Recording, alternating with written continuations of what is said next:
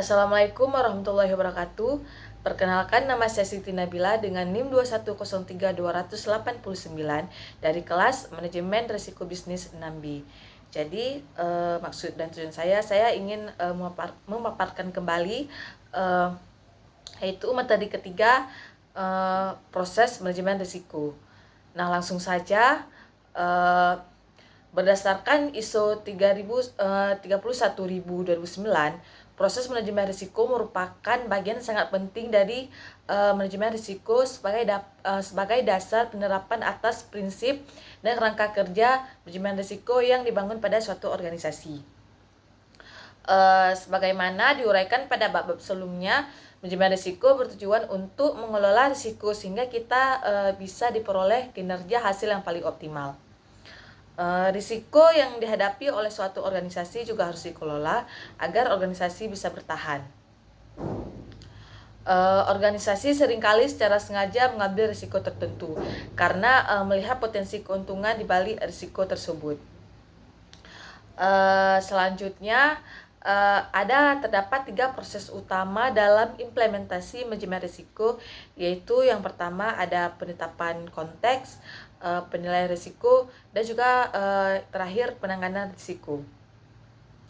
Penetapan konteks manajemen risiko sebagai langkah pertama, proses manajemen risiko bertujuan untuk mengidentifikasi serta mengungkapkan sasaran organisasi, lingkungan atau sasaran kehendak dicapai stakeholder yang berkepentingan, dan berbagai kategori dan kriteria risiko pada suatu organisasi. Keseluruhan inilah hal tersebut akan membantu dalam menguraikan, menjelaskan, serta menilai sifat dan kompleksitas dari risiko. Dalam proses penetapan konteks manajemen risiko terkait erat dengan penetapan tujuan, strategi, ruang lingkup, dan juga parameter-parameter lain yang berhubungan dengan proses pengelolaan risiko suatu organisasi. Proses ini menunjukkan kaitan atau hubungan antara permasalahan hal yang akan dikelola risikonya dengan lingkungan organisasi, eksternal maupun internal. Jadi proses manajemen risiko ini dapat dan ukuran atau kriteria risiko yang hendak dijadikan standar. Proses kedua adalah penilaian risiko, meliputi tahapan identifikasi risiko yang bertujuan untuk mengidentifikasi risiko-risiko yang dapat berpengaruh terhadap pencapaian suatu organisasi. Berdasarkan risiko-risiko yang telah teridentifikasi, disusun sebuah daftar risiko untuk kemudian dilakukan pengukuran risiko untuk melihat tingkatan risiko. Proses pengurangan risiko berupa analisis risiko yang bertujuan untuk menganalisis kemungkinan dan dampak dari risiko yang telah diidentifikasi. Hasil pengukuran dirumuskan dalam format status risiko yang menunjukkan ukuran tingkatan risiko dan peta risiko yang merupakan gambaran sebaran risiko dalam suatu peta risiko. Tahapan berikutnya dalam penilaian risiko adalah evaluasi risiko yang ditujukan untuk membandingkan hasil analisis risiko dengan kriteria risiko yang telah ditentukan sebelumnya untuk dijadikan dasar penerapan penanganan risiko. Sedangkan proses yang ketiga dalam proses manajemen risiko adalah penanganan risiko yang disusun dalam bentuk perencanaan mitigasi atas risiko-risiko yang merinci alternatif solusinya agar penanganan risiko dapat diterapkan secara efektif dan juga efisien. Beberapa alternatif penanganan risiko yang dapat diambil antara lain yang bertujuan untuk menghindari risiko, memitigasi risiko, untuk mengurangi kemungkinan atau dampak, serta mentransfer risiko kepada pihak ketiga atau risk sharing, dan menerima risiko atau risk acceptance. Akhir dari ketiga tahapan proses tersebut dilengkapi dengan 2 proses pendukung penting lainnya, yaitu komunikasi dan juga konsultasi, untuk memastikan tersedianya dukungan yang memadai dari setiap kegiatan manajemen risiko dan menjadikan setiap kegiatan mencapai sasaran yang tepat. Proses selanjutnya adalah monitoring dan review yang bertujuan untuk memastikan bahwa implementasi manajemen risiko telah berjalan sesuai dengan perencanaan serta sebagai dasar untuk melakukan perbaikan secara berkala terhadap proses manajemen risiko. Proses monitoring dan review dilaksanakan melalui evaluasi dan pemeriksaan terhadap proses bisnis yang berjalan serta melalui pelaksanaan audit manajemen risiko.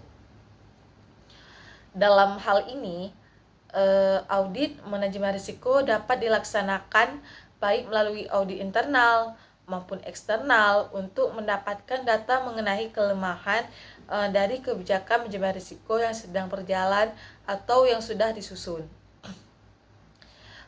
sehingga manajemen dapat melakukan perbaikan dan penyempurnaan terhadap kebijakan manajemen risiko. Perbaikan dan penyempurnaan manajemen risiko yang didasarkan pada hasil monitoring dan review tersebut bertujuan untuk meningkatkan fungsi manajemen risiko yang bertujuan untuk meningkatkan fungsi manajemen risiko yang tertuang dalam bentuk pemutakhiran peta risiko organisasi yang dilengkapi dengan daftar risiko yang teridentifikasi. Dilengkapi dengan hasil analisis atas tingkat kemungkinan dan dampak dari risiko yang teridentifikasi tersebut serta rumusan tindakan pengendalian, dilengkapi dengan sistem monitor yang sesuai untuk kebutuhan organisasi dalam mencapai tujuan organisasi. Proses pendukung lainnya dalam penerapan manajemen risiko adalah komunikasi kepada manajemen dan unit-unit kerja organisasi, sehingga setiap individu dalam organisasi memahami atas kesadaran risiko, budaya risiko, kematangan risiko. Proses komunikasi ini dilaksanakan sebagai upaya untuk mengukur kesiapan organisasi sehingga setiap individu dalam organisasi memahami atas kesadaran risiko, budaya risiko, dan juga kematangan risiko. Proses kematangan ini dilaksanakan sebagai upaya untuk mengukur kesiapan organisasi dalam mengatasi risiko dan untuk mengevaluasi penerapan manajemen risiko tersebut. Diharapkan juga dengan adanya fungsi manajemen risiko yang terkelola dengan baik di setiap unit kerja dapat mendukung penerapan good corporate governance di dalam organisasi secara keseluruhan, karena sejatinya fungsi manajemen risiko bertujuan untuk mendorong dan juga mendukung pengembangan pengelolaan risiko usaha organisasi dengan penerapan prinsip kehati-hatian, akuntabilitas dan bertanggung jawab serta dengan prinsip-prinsip tata kelola organisasi.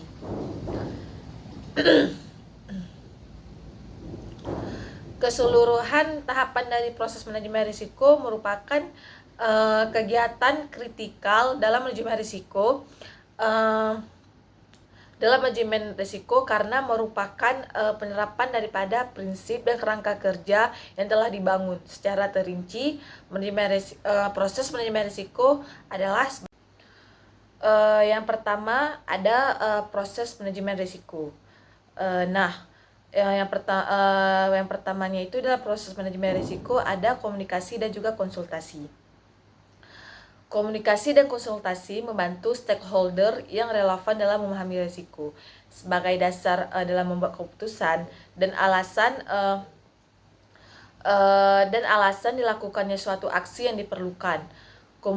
Komunikasi akan meningkatkan kesadaran dan juga pemahaman risiko, sementara konsultasi mencangkup umpan balik atau feedback dan informasi yang diperoleh untuk mendukung dalam pengambilan keputusan. Koordinasi harus memfasilitasi secara faktual, tepat waktu, relevan, akurat, dan dapat dimengerti. Pertukaran informasi harus memperhatikan kerahasiaan dan integritas informasi, termasuk hak cipta individu. Bentuk komunikasi dan konsultasi antara lain, yang pertama ada rapat berkala, rapat insidensial, fokus group discussion, dan forum pengelola risiko. Nah, contoh rencana komunikasi pemangku kepentingan internal itu seperti di pemangku kepentingan ada senior manajemen tim. Nah, perantaranya itu adalah direktur utama dan disiapkan oleh GM Risk Management, yaitu tujuannya untuk memberikan pemahaman tentang risk management dan akuntabilitas masing-masing pejabat, yaitu kontennya untuk dukungan terhadap pemahaman MR dan kesiapan untuk menjadi risk owner serta kesediaan mengikuti pelatihan terkait.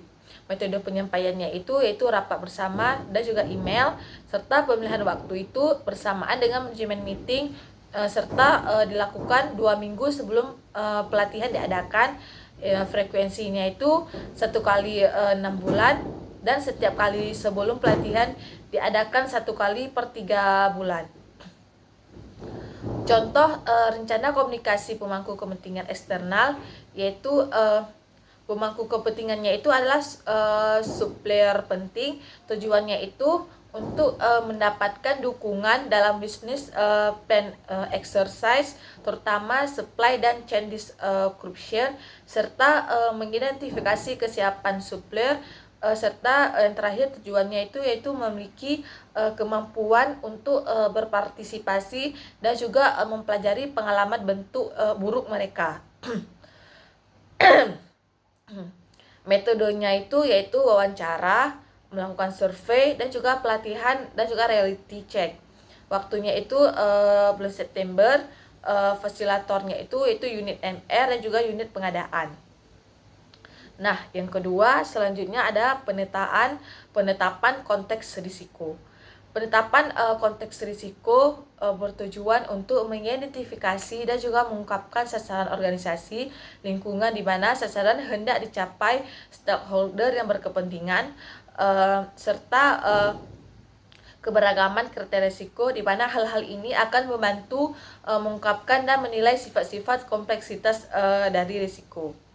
Tahapan penetapan konteks meliputi yang pertama yaitu menentukan ruang lingkup dan periode penerapan manajemen risiko. Ada poin A, yaitu ruang lingkup penerapan manajemen risiko yang berisi tugas dan fungsi unit terkait, serta yang B, periode penerapan manajemen risiko berisi tahun penerapan manajemen risiko tersebut. Tahapan yang kedua adalah menetapkan sasaran organisasi. Nah, penetapan sasaran organisasi dilakukan berdasarkan sasaran strategis yang tertuang dalam peta strategi unit organisasi dan juga peta strategi, rencana strategis, dan rencana kerja serta dokumen perencanaan strategis lainnya termasuk inisiatif strategis. Serta yang ketiga yaitu menetapkan struktur unit pemilik risiko atau UPR. Struktur UPR di organisasi meliputi UPR kementerian dan juga lembaga, UPR unit eselon 1 dan UPR unit eselon 2. Serta yang keempat yaitu mengidentifikasi stakeholder, yaitu identifikasi stakeholder diperlukan untuk memahami pihak-pihak yang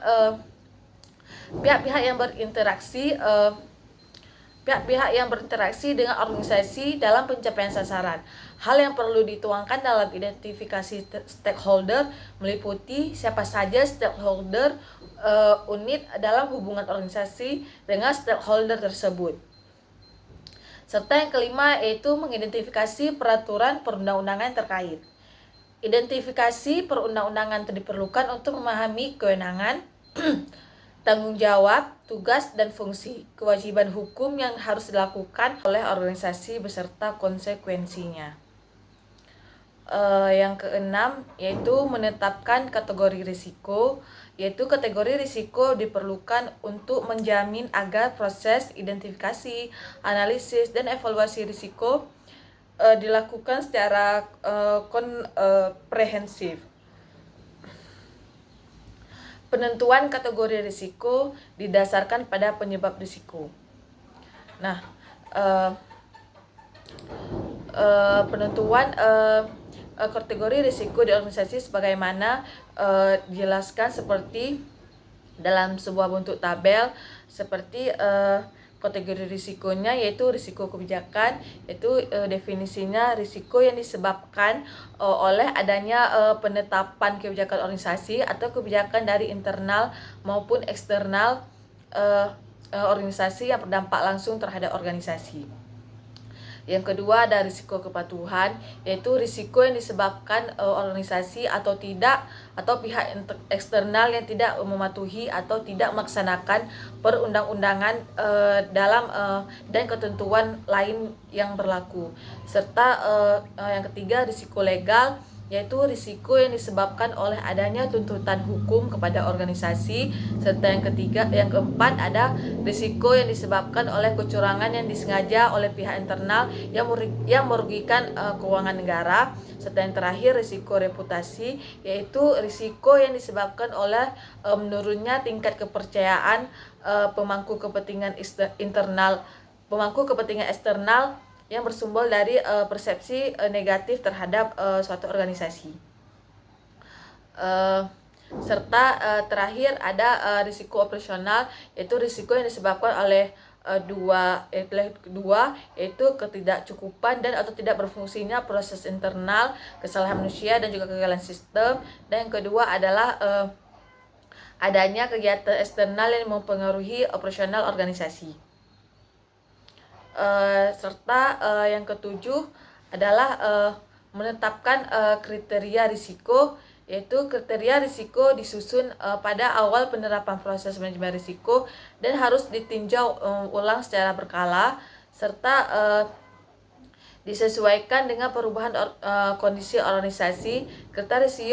Kriteria risiko mencakup kriteria kemungkinan terjadinya risiko dan kriteria dampak dengan ketentuan sebagai berikut.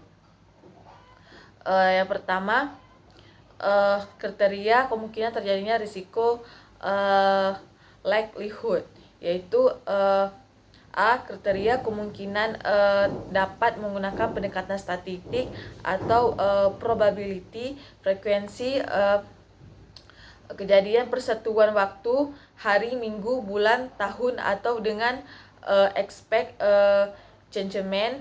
Dan yang B, penentuan peluang terjadinya risiko di Badan Standarisasi Nasional menggunakan pendekatan kejadian persatuan waktu, yaitu dalam waktu 1 tahun.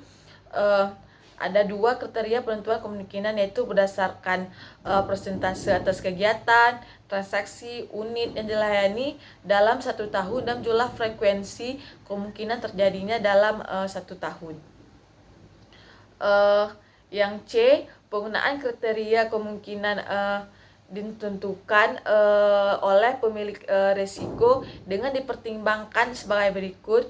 Yang pertama, persentase digunakan apabila terdapat populasi yang jelas atas kegiatan tersebut, yaitu jumlah digunakan apabila populasi tidak dapat ditemukan.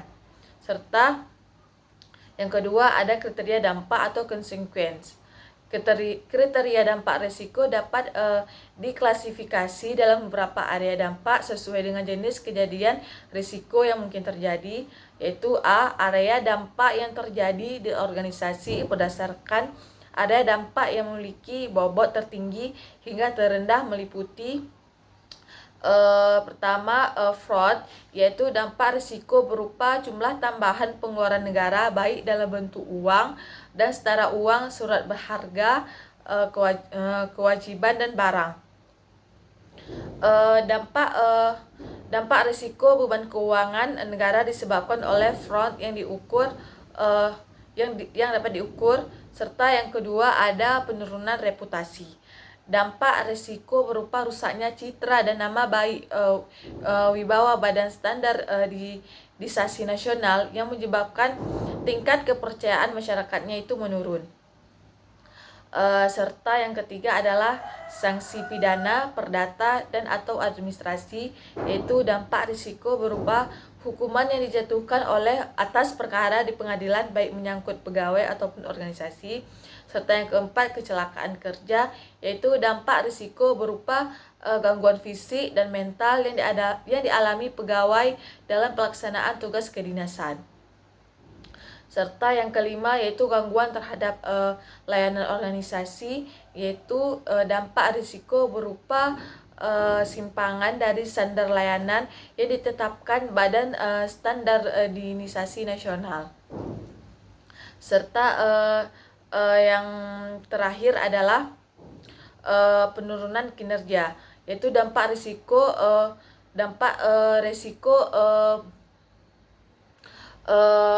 berupa tidak tercapainya target kinerja yang ditetapkan dalam kontrak kinerja ataupun kinerja lainnya. Serta yang kedelapan yaitu menetapkan matriks analisis risiko dan level risiko. Nah, yang pertama itu ada kombinasi antara level dampak dan level kemungkinan menunjukkan besaran risiko. Serta yang kedua, penuangan besaran risiko dilakukan dalam matriks analisis risiko untuk menentukan level risiko. Serta yang ketiga, level kemungkinan terjadinya risiko, level dampak, dan level risiko masing-masing menggunakan 5 skala tingkatan level, yaitu dan yang keempat tingkatan level serta matriks analisis risiko dan level risiko di organisasi sebagaimana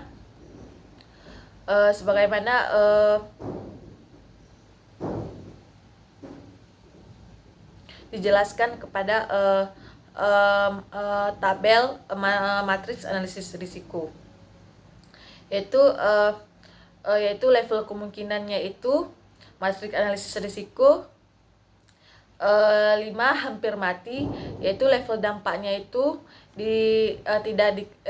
signifikannya itu 9, level dampaknya kecil 15, sedangnya 18, besarnya 23, dan katastrofnya itu 25. Serta yang keempat, kemungkinan besar tidak signifikannya 6, kecilnya 12, sedangnya 16, besarnya 19, serta katastrofnya itu 24. Yang ketiga itu mungkin tidak signifikannya itu 4, kecilnya itu 10, sedangnya itu 14, besarnya itu 17, dan katastrofnya itu 22. Serta yang kedua itu jarang, tidak signifikannya itu 2, kecilnya itu 7, sedangnya itu 11, besarnya itu 13, serta katastrofnya itu 21. Dan yang pertama itu sangat jarang, yaitu signifikannya itu 1, kecilnya 2, sedangnya 5, besarnya 8, dan katastrofnya itu 20. Level risikonya itu dapat kita ketahui dalam bentuk tabel, yaitu sangat tingginya itu 5, besar risikonya itu 20 sampai 25, warnanya itu digambarkannya warna merah, serta tinggi 4, besar risikonya itu 16 sampai 19, warnanya itu orange, sedangkan sedang 3, 12 sampai 15, warnanya itu kuning, sedangkan rendah itu digambarkan dalam 2, besar risikonya itu 6 sampai 11, warnanya itu hijau, dan terakhir itu sangat rendah atau 1 sampai 5, warnanya itu digambarkan dalam bentuk warna biru. Selanjutnya itu yang ke-9 adalah menetapkan selera risiko. Yang langsung saja, selera risiko menjadi dasar dalam penentuan toleransi risiko, yakni berdasar besaran kuantitatif level kemungkinan terjadinya dan level dampak risiko yang dapat diterima sebagaimana dituangkan pada kriteria risiko. Nah, penetapan selera risiko untuk setiap kategori risiko sebagai berikut, yaitu Yang A, risiko pada level rendah dan sangat rendah dapat dan sangat rendah dapat diterima dan tidak perlu dilakukan proses mitigasi risiko. Serta yang B, risiko dengan level sedang hingga sangat tinggi harus ditangani untuk menurunkan level risikonya. Yang C, skala risiko tersebut dapat digambarkan dalam sebuah bentuk tabel seperti level risiko yang sangat tinggi, besarannya itu 20-25. Tindakan yang harus kita ambil adalah diperlukan tindakan segera untuk menanganinya, serta tinggi yaitu 16-19 diperlukan tindakan untuk menanganinya, serta yang sedang itu 12-15 yaitu diambil tindakan jika sumbernya itu tidak dapat ditanggulangi, serta rendah 6-11 diambil tindakan jika diperlukan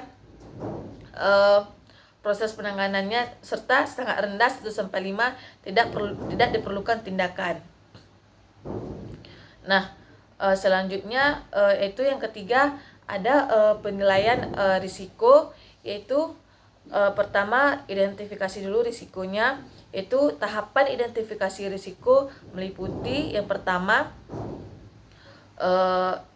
identifikasi risiko dan rencana penanganan risiko dari UPR di atasnya yang relevan dengan tugas dari fungsi UPR yang bersangkutan atau top down profil risiko pada unit eselon 1, unit eselon 2, dan unit eselon 3 mencakup risiko yang diturunkan dari level di atasnya.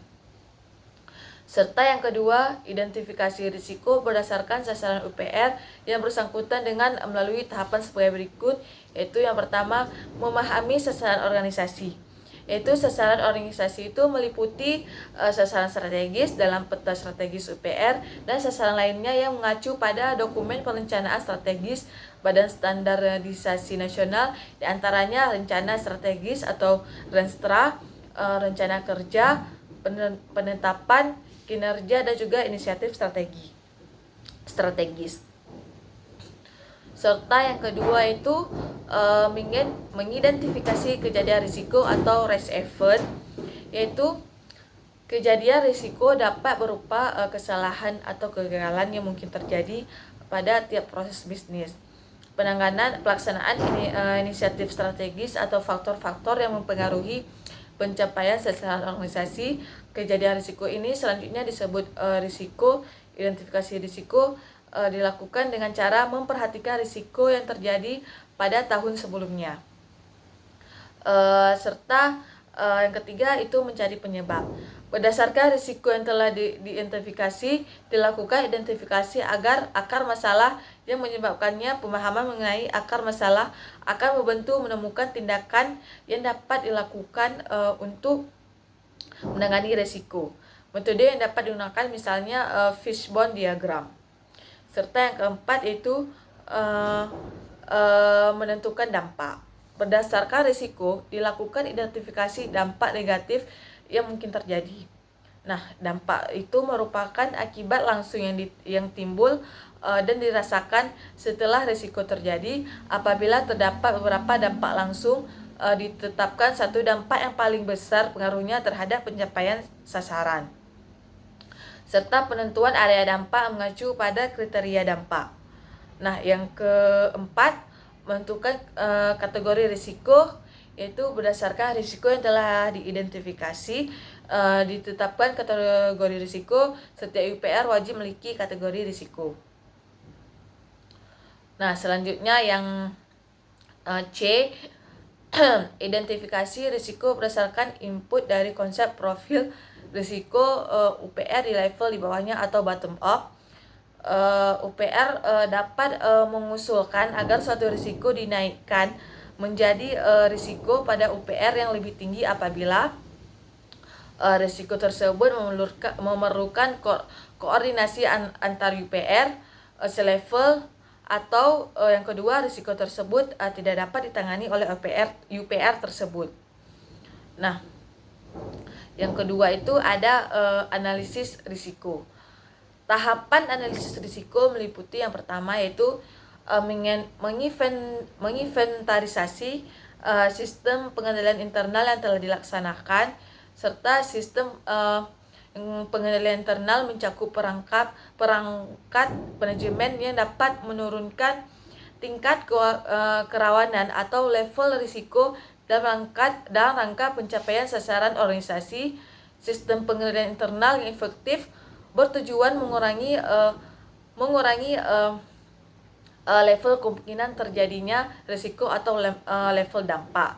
Serta yang ketiga, sistem pengendalian internal dapat berupa standar operation procedure atau SOP, pengawasan melekat, review berjenjang, dan juga regulasi dan pemantauan rutin yang dilaksanakan terkait risiko tersebut. Nah, yang ketiga ada mengestimasi level kemungkinan risiko. Yang pertama, ada estimasi level kemungkinan risiko dilaksanakan dengan cara mengukur peluang terjadinya risiko dalam suatu tahun serta mempertimbangkan sistem pengendalian internal yang dilaksanakan dan berbagai faktor atau isu terkait risiko tersebut.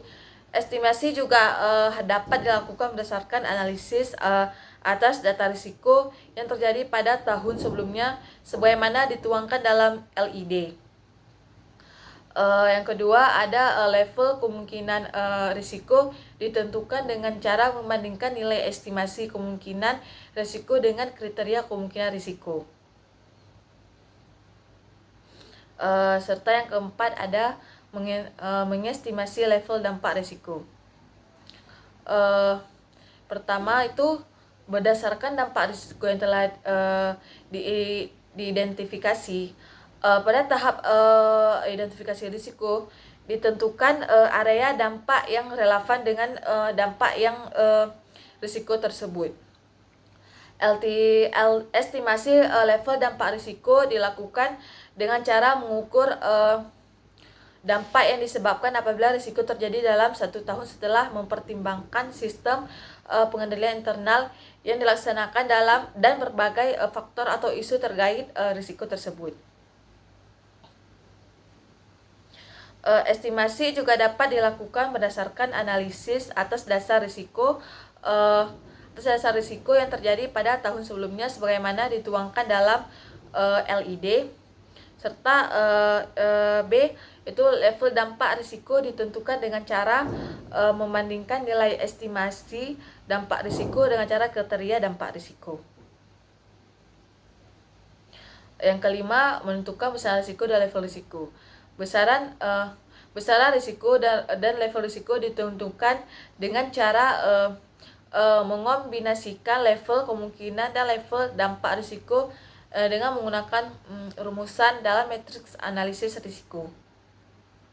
Serta yang B itu berdasarkan pemetaan risiko tersebut diperoleh level risiko yang meliputi sangat tinggi, itu angkanya 5, tinggi itu digambarkan 4, sedang digambarkan 3, rendah digambarkan 2, atau sangat rendah digambarkan 1. Serta keenam yaitu menyusun peta risiko. Peta risiko merupakan gambaran kondisi risiko yang mendeskripsikan posisi seluruh risiko dalam sebuah chart berupa suatu diagram kartesius. Peta risiko dapat disusun per risiko atau per kategori risiko, yaitu tahapan analisis risiko dituangkan dalam formulir profil dan peta risiko. Dan yang ketujuh ada evaluasi risiko. Tahapan evaluasi risiko meliputi yang pertama menyusun prioritas risiko berdasarkan besaran risiko dengan ketentuan. Yang pertama, A, besaran risiko tertinggi mendapat prioritas paling tinggi. Serta yang kedua, apabila terdapat lebih dari satu risiko yang memiliki besaran risiko yang sama, maka prioritas risiko ditentukan berdasarkan urutan area dampak dari yang tertinggi hingga terendah sesuai kriteria dampak. Serta yang C, apabila masih terdapat lebih dari satu risiko yang memiliki besaran area dampak yang sama, maka prioritas risiko ditentukan berdasarkan urutan kategori risiko yang tertinggi hingga terendah sesuai kategori risiko. Serta yang D, yaitu apabila masih terdapat lebih dari satu risiko yang memiliki besaran area dampak dan kategori yang sama, maka prioritas risiko ditentukan berdasarkan judgement pemilik risiko. Serta yang kedua ada selanjutnya menentukan risiko utama. Nah, yang pertama itu yang A, risiko yang berada di luar area penerimaan risiko dan perlu ditangani baik risiko yang merupakan hasil penurunan dari UPR di atasnya maupun risikonya disebut dengan risiko utama jika level risiko berada pada area penerimaan risiko, maka risiko tersebut tidak perlu ditangani. Serta yang B, setiap risiko utama memiliki suatu ukuran yang dapat memberikan informasi sebagai sinyal awal tentang adanya peningkatan besaran risiko yang disebut indikator risiko utama atau IRU. Nah, selanjutnya ada penanganan risiko. Nah, tahapan penanganan risiko meliputi yang pertama itu memilih opsi penanganan risiko yang akan dijalankan. Opsi penanganan risiko dapat berupa pertama itu mengurangi kemungkinan terjadinya risiko, yaitu penanganan terhadap penyebab risiko agar peluang terjadinya risiko semakin kecil. Opsi ini dapat diambil dalam hal penyebab risiko tersebut berada dalam pengendalian internal UPR. Serta yang kedua itu menurunkan dampak terjadinya risiko, yaitu penanganan terhadap dampak risiko apabila risiko terjadi agar dampaknya semakin kecil. Opsi ini dapat diambil dari UPR, mampu mengurangi dampak ketika risiko itu terjadi. Serta yang ketiga mengalihkan risiko, yaitu penanganan risiko dengan cara memindahkan sebagian atau seluruh risiko baik penyebab atau dampaknya ke instansi dan entitas lainnya. Opsi ini diambil dalam hal yang pertama, pihak lain tersebut memiliki kompetensi terkait hal tersebut dan memahami level risiko atas kegiatan tersebut. Dan yang kedua, proses mengalihkan risiko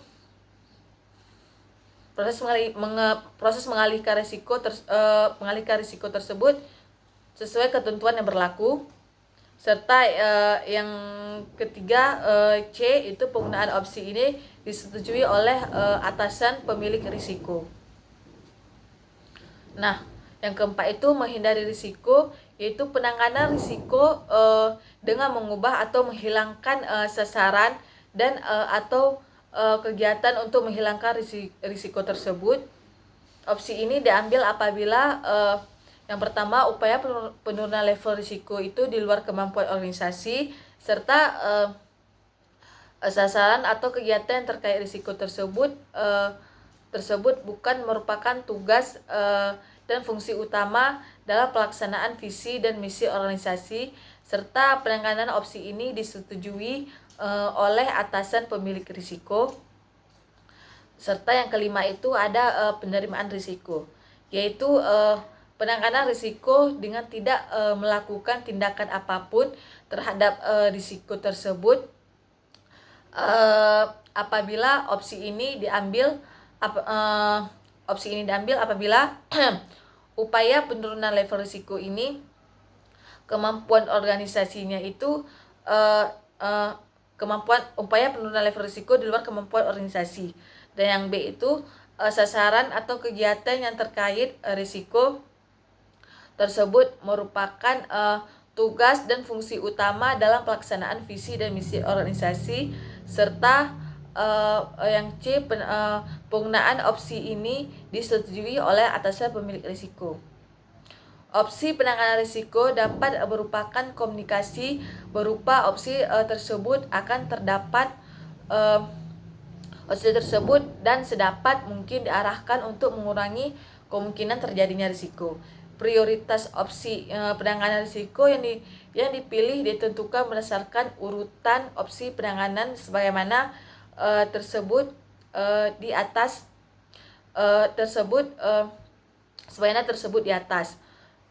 Serta kelima yaitu penyusunan rencana tindak penanganan risiko atau RTP, yaitu berdasarkan opsi penanganan risiko yang telah dipilih, disusun rencana opsi penanganan risiko.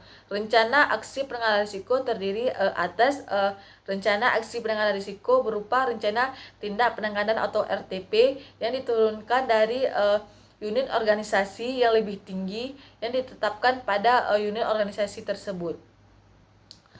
RTP merupakan pengendalian internal yang sudah dilaksanakan. Dalam hal penanganan risiko yang telah dilaksanakan tidak dapat menurunkan level risiko, maka diperlukan penetapan RTP yang baru. Pemilihan RTP tersebut mempertimbangkan biaya dan manfaat atau nilai tambah yang diberikan bagi organisasi. RTP tersebut harus membuat informasi tersebut, yaitu yang pertama, kegiatan dan tahapan kegiatan berdasarkan opsi penanganan yang dipilih. Yang kedua, target output yang diharapkan atas kegiatan tersebut, dan jadwal implementasi kegiatan penanganan risiko, serta penanggung jawab yang berisi unit yang bertanggung jawab dan unit pendukung atas setiap tahapan kegiatan penanganan risiko.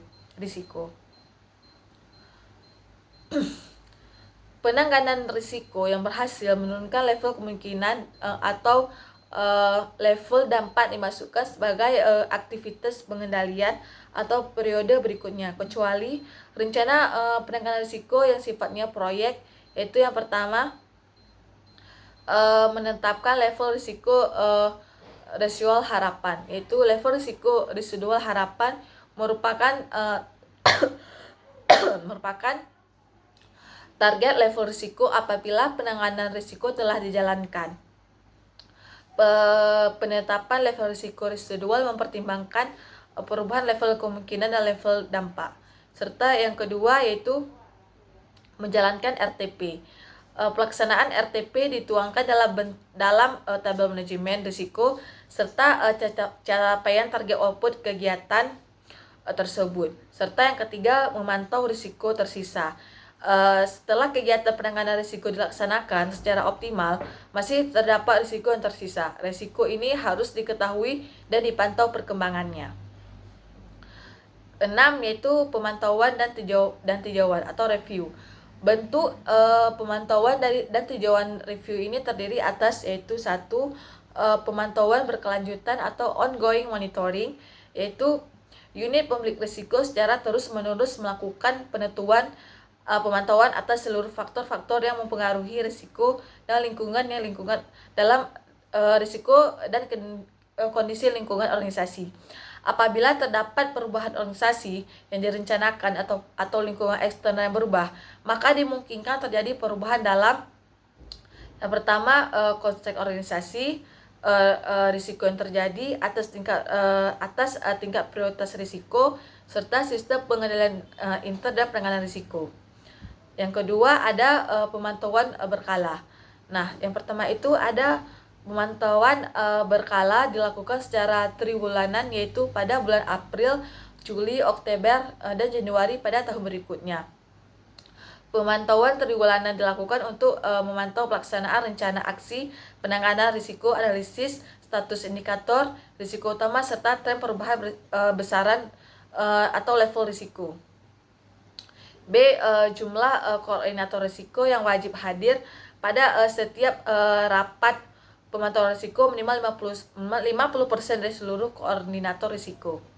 Serta yang ketiga ada tinjauan atau review, yaitu pelaksanaan review terdiri dari 2 jenis, yaitu tinjauan atau review implementasi manajemen risiko. Review ini bertujuan untuk melihat kesesuaian pelaksanaan dan output seluruh proses manajemen risiko dengan ketentuan yang berlaku.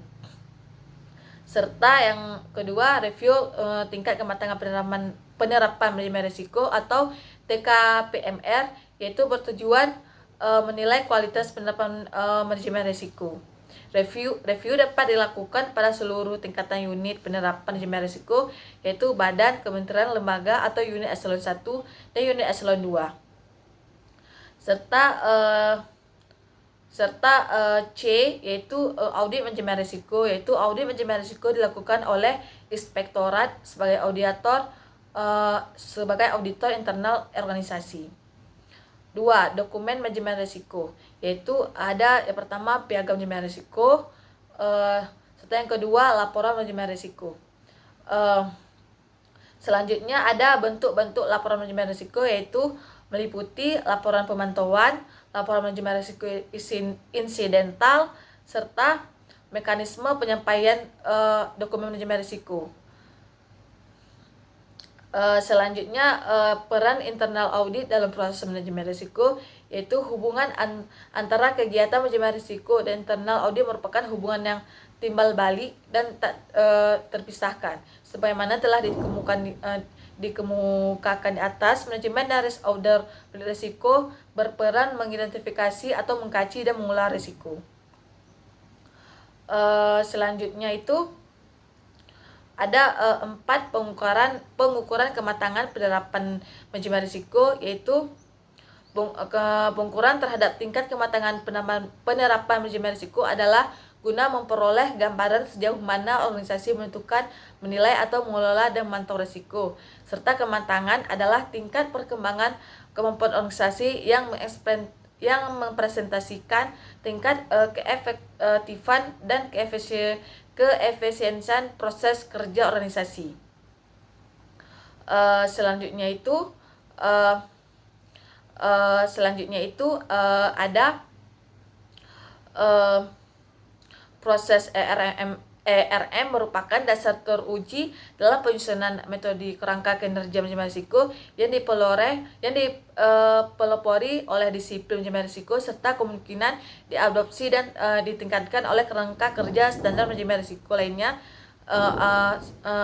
Atribut pengukuran dalam RIMS terdiri dari 7 pandangan, yaitu pertama RRM atau Best Approach, yang kedua ERM Process Management, yang ketiga Risk Effective Management, yang keempat Root Cause Discipline, yang kelima Uncovering Risk, yang keenam Performance Management, serta yang ketujuh Business Resiliency dan Sustainability. Sedangkan untuk level kematangan, kerangka kerja RMS mengemukakan sebagai berikut, yaitu level 0 yaitu non-system, level 1 ad hoc, level 2 initial, level 3 repeatable, level 4 manager, level 5 leadership. Perkembangan tahapan level kematangan di atas bersifat saling melengkapi dari level terendah hingga level tinggi. Jadi setiap adanya peningkatan level, maka hal tersebut dapat mencakup kriteria dan identifikasi kunci pada level-level sebelumnya. Nah, baiklah, sekian dari penjelasan saya di atas. Saya akhiri. Bila saya mohon maaf bila terjadi ada salah penyebutan, salah kata, ataupun salah makna. Saya mohon maaf. Saya akhiri. Wabillahi taufiq wal hidayah. Assalamualaikum warahmatullahi wabarakatuh.